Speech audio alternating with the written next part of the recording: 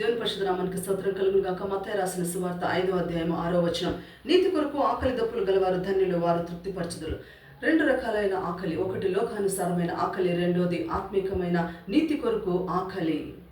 యోసేపు నీతి కొరకు ఆకలి గల వ్యక్తి కాబట్టి తన జీవితంలో ఎన్ని శోధనలు వచ్చినా కూడా నీతిని వదలకుండా దేవునిందు భయభక్తి కలిగి ఉన్నాడు కాబట్టి దేవుని ఆశీర్వాదాలు పొందుకున్నాడు. ఐగుప్తు దేశంలో గొప్ప స్థానంలో ఉన్నాడు.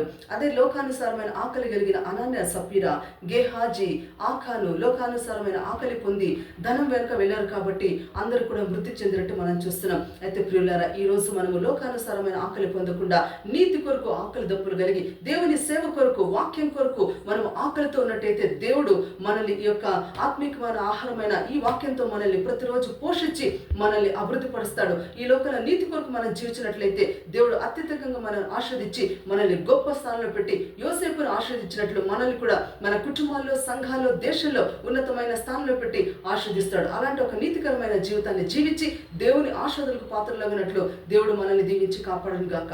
ఆమేన్.